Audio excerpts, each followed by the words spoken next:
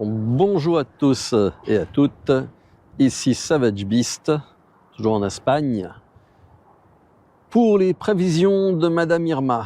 Comme Madame Irma n'est pas présente, on se verra probablement la semaine prochaine, eh bien je vais faire les miennes de prévisions pour 2024.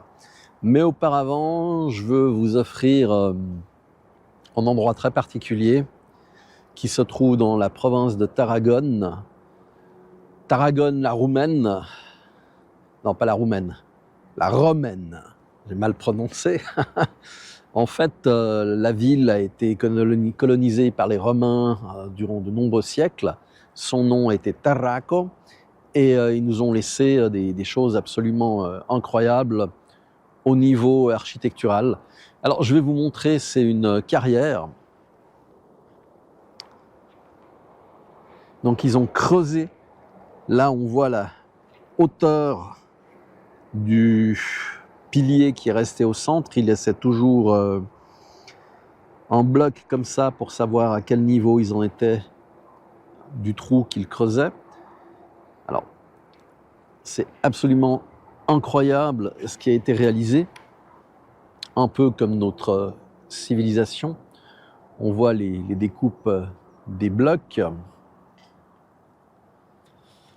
Mais cette civilisation romaine s'est effondrée et c'est malheureusement ce que nous sommes en train de vivre maintenant, à l'instant présent, demain, après-demain, mais d'une manière relativement lente. Je vais revenir dessus quand je vous montrerai l'autre partie. Je vais grimper un peu. Je vais vous faire le tour du propriétaire. Alors là, c'est à l'intérieur des terres,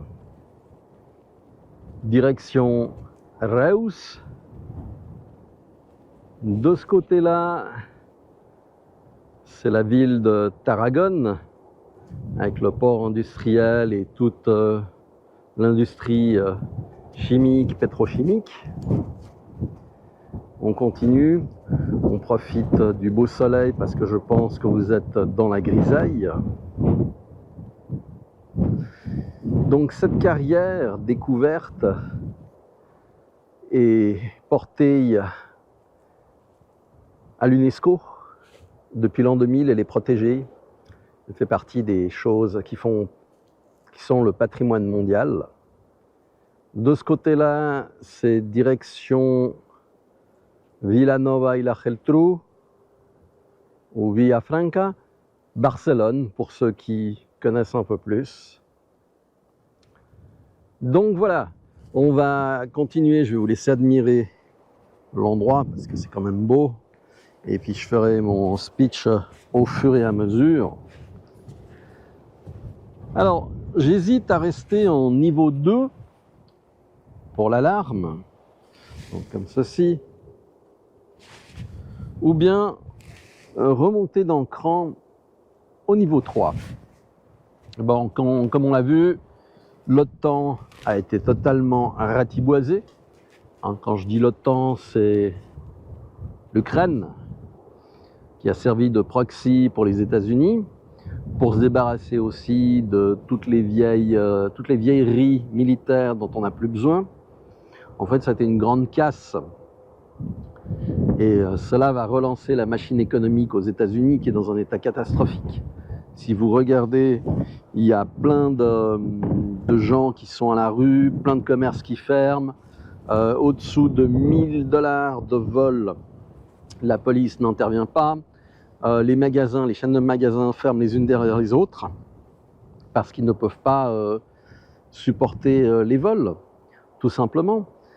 Et donc, on est en pleine phase d'accélération par rapport à ce qui se produit. Ça devient compliqué. Donc les gens ne réagissent pas, ils continuent à vivre leur vie. Bon, ok. Alors, la Palestine, on pensait que ça pouvait tourner vinaigre, mais bon, en fait, c'était une opération d'éradication d'une verrue sur un territoire que les Israéliens se sont appropriés, point barre. Donc ils ont déjà fait la moitié du travail.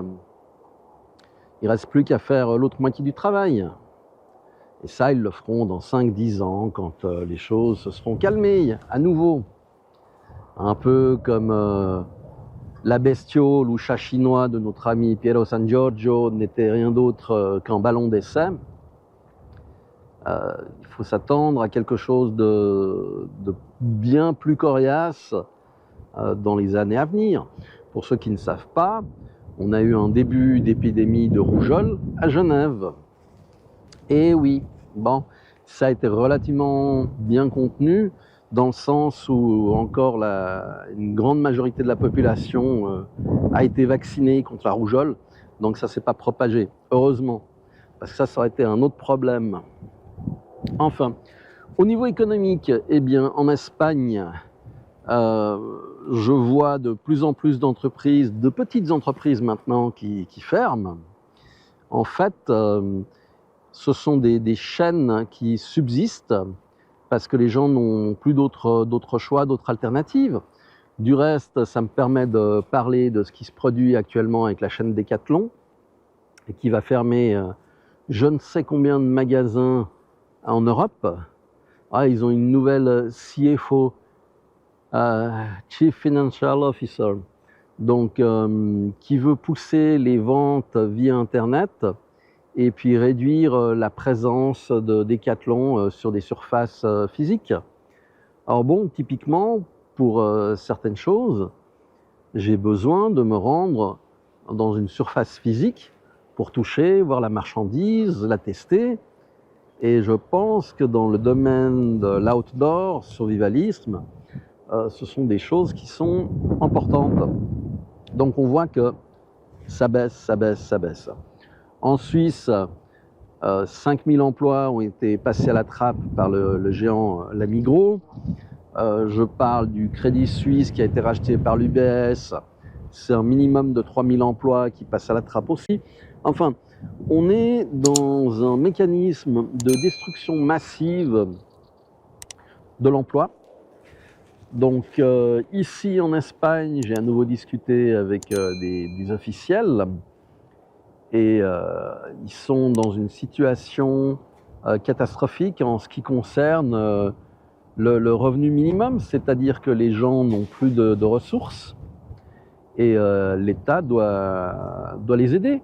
Mais ils ont plus d'une année de retard pour traiter le dossier. Ça vous donne un ordre d'idée de la situation.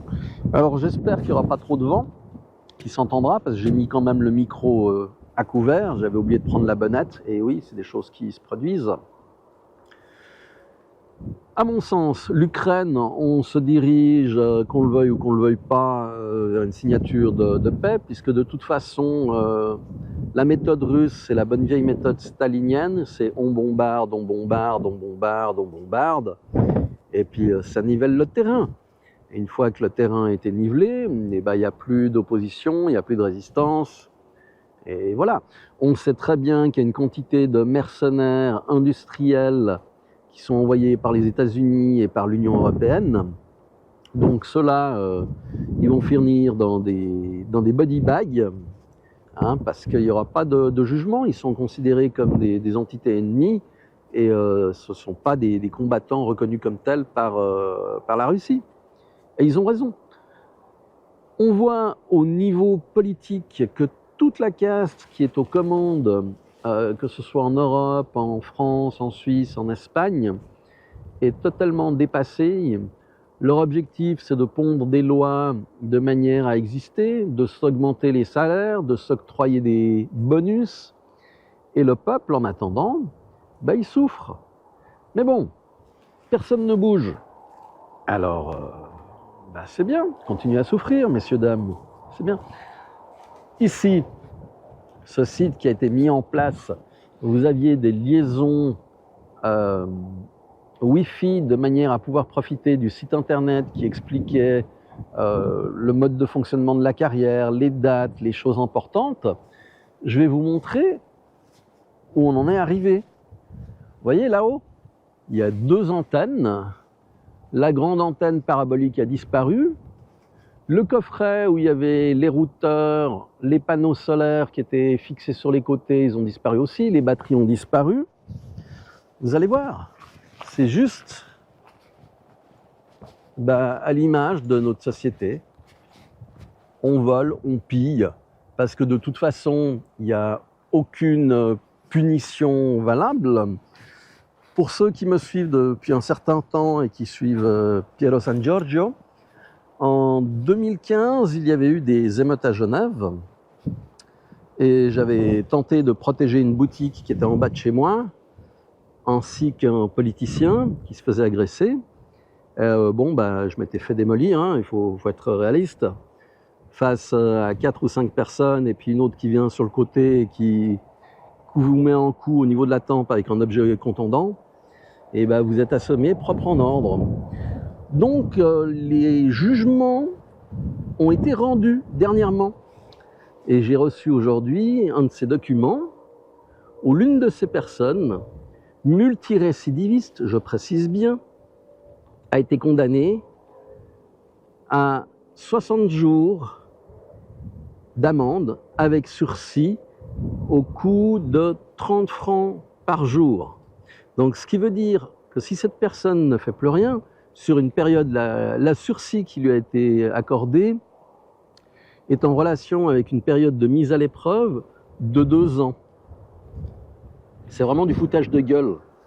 Donc 8 ans pour arriver à ça, alors qu'ils avaient absolument détruit la ville, ça prouve une chose, c'est que ma théorie concernant l'implication politique de l'État pour obtenir la mainmise sur une certaine usine et puis changer certaines choses, eh bien, à mon sens, ça s'avère juste.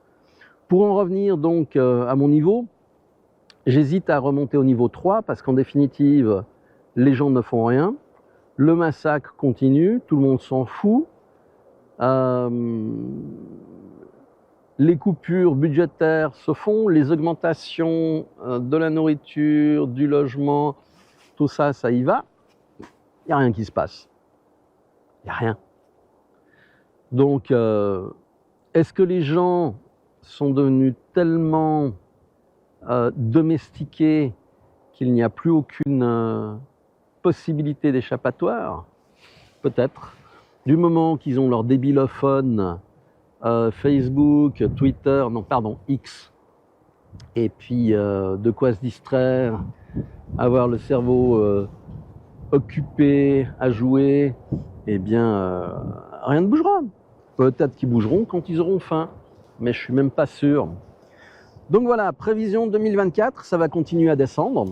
Tout va continuer à augmenter. Ici en Espagne, les prix ont augmenté environ de 50%, ce qui est vraiment cher. La bouffe, eh bien, la qualité baisse beaucoup, les portions baissent beaucoup. On est toujours dans la même logique de réduction, inflation, récession. On ne va pas en sortir. Donc 2024 sera peut-être un tournant au niveau du réveil des masses, mais j'en suis même pas certain. Et vraisemblablement, ça sera 2025 où le chaos va frapper à notre porte. Parce que tout ce qui augmente, les salaires ne suivent pas. Ce que vous achetez aujourd'hui, vous avez raison de l'acheter parce que vous avez encore la possibilité de le faire. Votre argent vaudra de moins en moins, comme dans la République de Weimar, que j'ai déjà cité de nombreuses fois. Et les dépenses que vous faites aujourd'hui, demain, vous devrez avoir peut-être le double d'argent pour pouvoir acheter ce qui vous intéresse, mais vous ne l'aurez pas puisque votre salaire il n'aura pas augmenté. Donc déjà, nos monnaies ont perdu, je dirais, 40% de leur valeur, plus ou moins, dans la réalité. Les gens ne bougent pas, ils réagissent pas. Bon, bah, que peut-on faire? Si l'on regarde ce côté de la carrière, on voit qu'il y avait un endroit qui permettait de récolter de l'eau. Juste là, je vais essayer de vous montrer.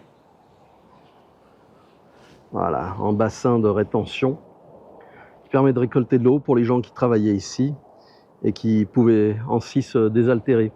Il faut se rendre compte que tout ce qui a été fait ici a été fait manuellement. Ils n'avaient pas de marteau-piqueur ni d'engins lourds permettant d'extraire les blocs de roche. Alors, regardez, c'est absolument magnifique. En fait, l'Empire romain, la civilisation romaine, a eu une apogée absolument incroyable avant de s'effondrer.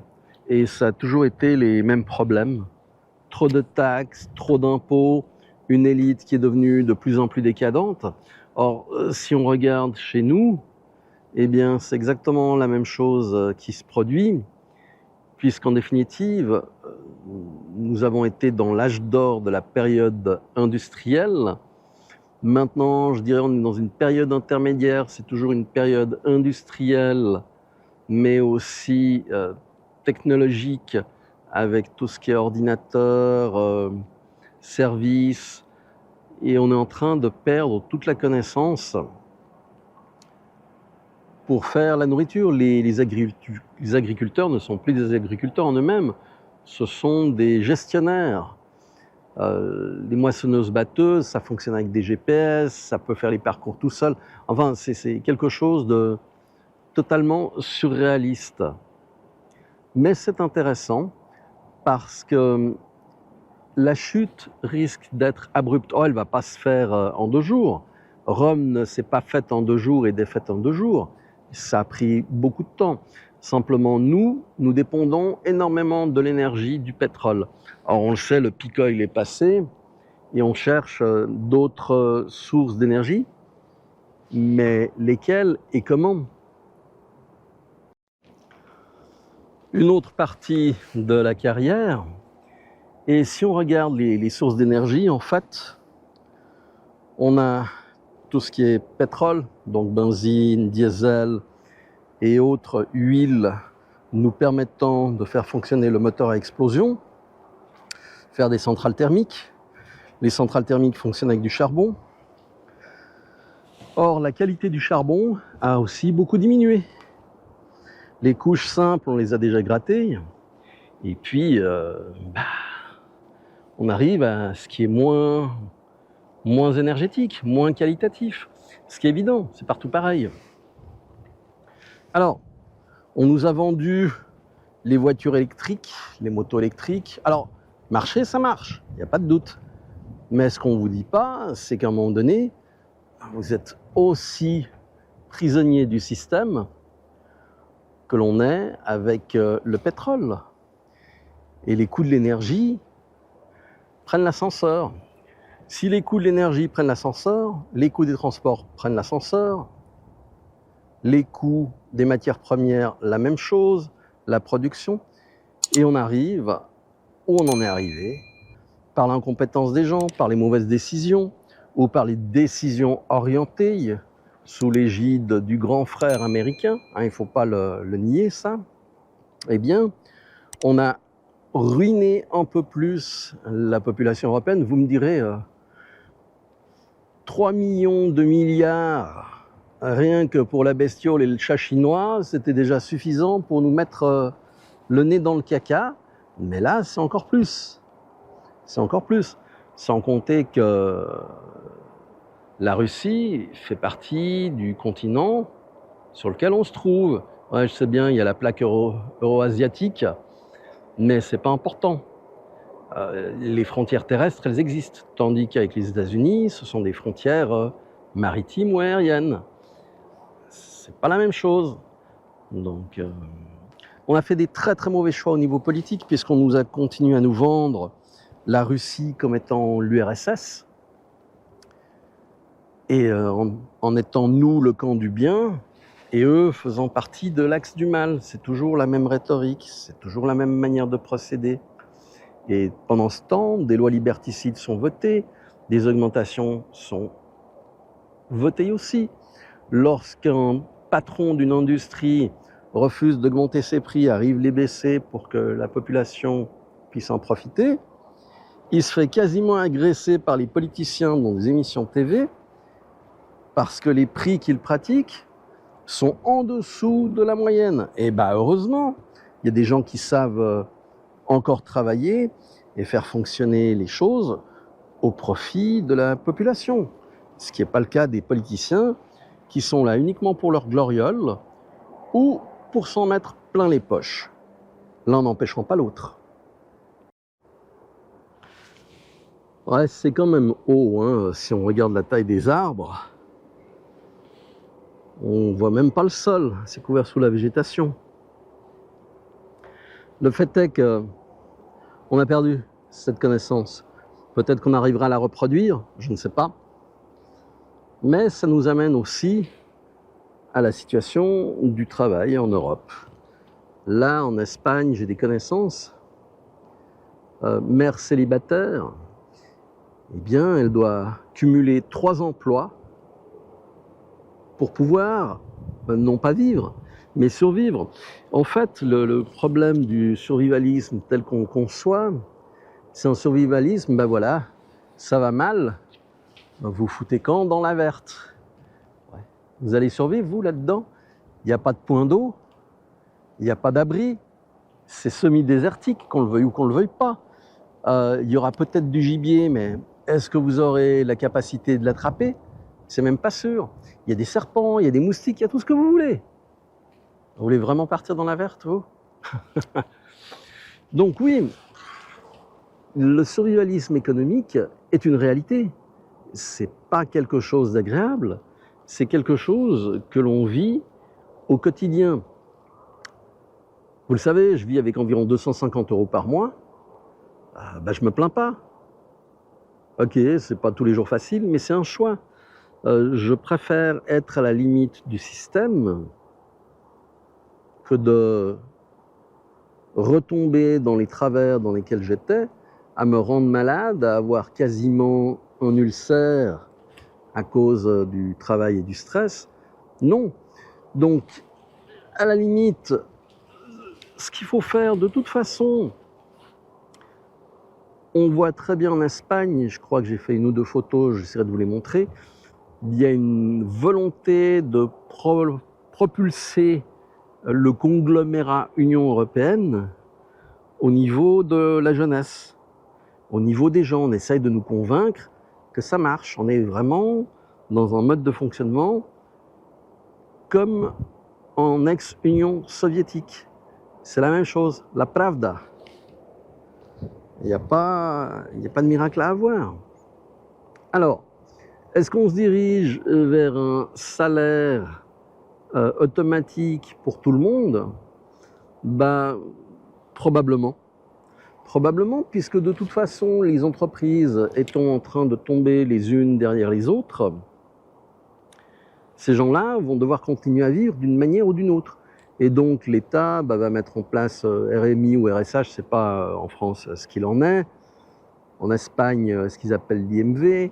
En Suisse, le revenu minimum vital. Enfin, il y a plein de choses qui sont faites, mais elles ne sont pas encore appliquées d'une manière massive. Or, je vous le dis, ça va paraître cynique, mais qu'est-ce que vous faites chier à bosser, à vous détruire la santé, à être emmerdé par des collègues jaloux, des chefs incompétents, pour une misère? Non. Sortez du système, et puis en sortant du système, apprenez à réduire vos besoins, apprenez à réduire vos dépenses. Vous allez vivre une expérience absolument énorme, vous allez apprendre une quantité de choses auxquelles vous n'aviez pas pensé, puisque personne d'autre ne le fera, et que vous n'avez pas l'argent pour le faire. Et à mon avis, c'est vers cette direction qu'il faut s'orienter, et vers laquelle on va pour 2025. Parce qu'à partir du moment où vous n'avez plus de travail, vous n'avez pas de ressources, Vous êtes obligé de vous débrouiller d'une manière ou d'une autre.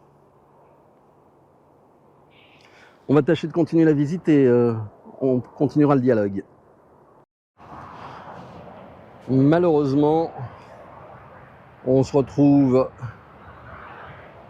devant une porte retenue par une chaîne. Bon, techniquement, c'est pas très difficile de la franchir, mais j'ai pas envie de me compliquer ou de m'attirer des ennuis. Donc voilà l'endroit où j'étais. Comme ça vous donnera un ordre d'idée pour pouvoir visiter si vous venez dans le coin. Ça vaut le coup d'œil et le déplacement. Et de l'autre côté, eh bien, vous avez 2000 ans qui nous séparent au minimum. Ah ouais, en fait, j'oubliais, les tronçons des voies romaines qui sont présentes encore du côté de Tarragone sont toujours en bon état, contrairement aux chaussées modernes. Hein, on devrait apprendre un petit peu des Romains et de ce qu'ils ont fait il y a 2000 ans en arrière. En attendant, eh bien, je vous souhaite de joyeuses fêtes de Noël. Profitez d'être en famille, de vous aider les uns les autres. C'est pas toujours facile. Augmentez votre capital nourriture, augmentez le nombre de connexions avec les gens que vous avez, de manière à augmenter votre réseau social. C'est très important, et je ne parle pas de Facebook, je parle de la réalité. Sans ça, les temps qui viennent vont être bien plus compliqués que ce qu'on a connu jusqu'à maintenant. Alors, joyeux Noël à tous. Je rentre en Suisse à la fin du week-end. Donc on pourra se retrouver en territoire genevois. Et je vous souhaite un très joyeux Noël à vous et à vos familles. À très bientôt. Ciao!